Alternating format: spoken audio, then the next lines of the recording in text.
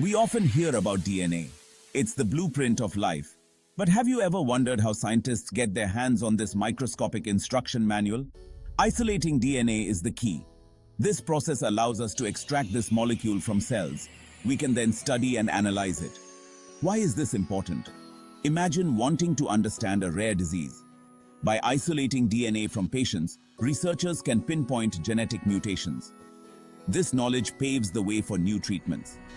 DNA analysis also plays a vital role in fields like forensics. It helps identify criminals and victims from tiny traces of biological material. From tracing our ancestry to developing genetically modified crops, the applications of DNA isolation are vast and ever-growing. This process is the foundation for countless scientific breakthroughs. It continues to shape our understanding of life itself.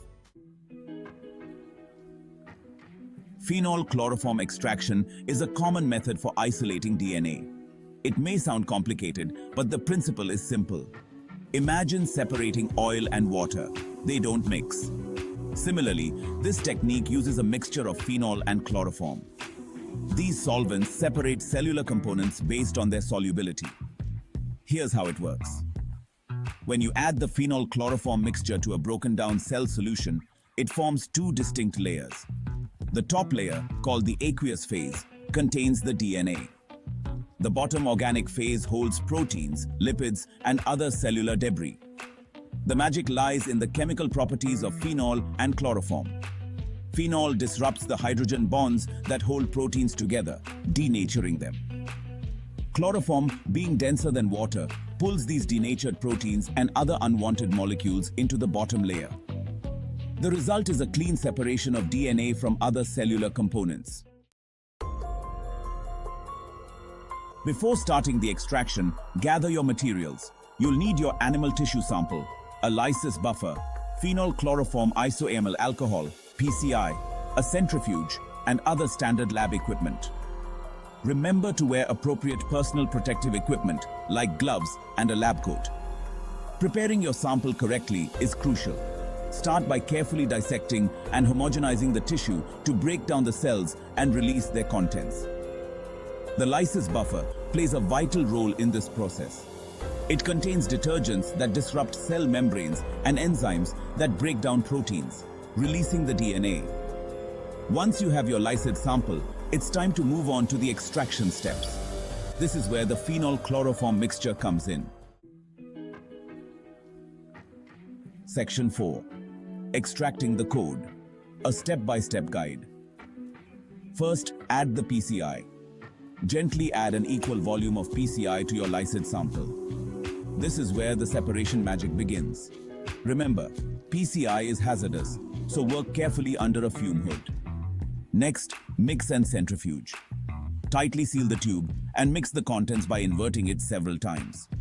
This ensures that the PCI interacts with all parts of the sample. Then, centrifuge the tube at high speed.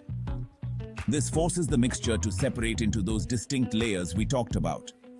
After centrifugation, carefully remove the top aqueous phase, which contains the DNA, without disturbing the interface between the layers. Use a pipette and transfer this liquid to a new tube.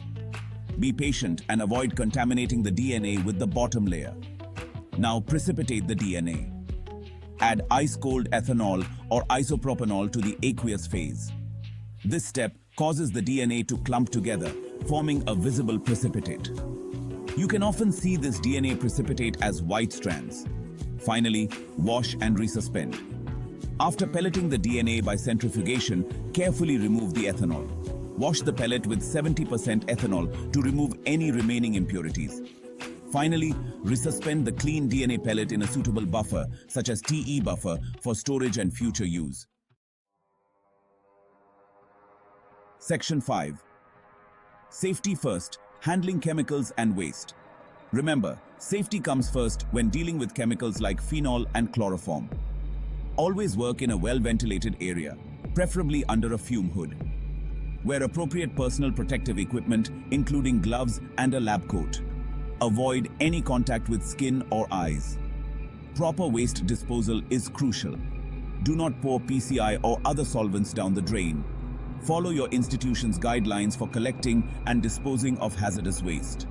Remember, responsible lab practices ensure everyone's safety and protect the environment.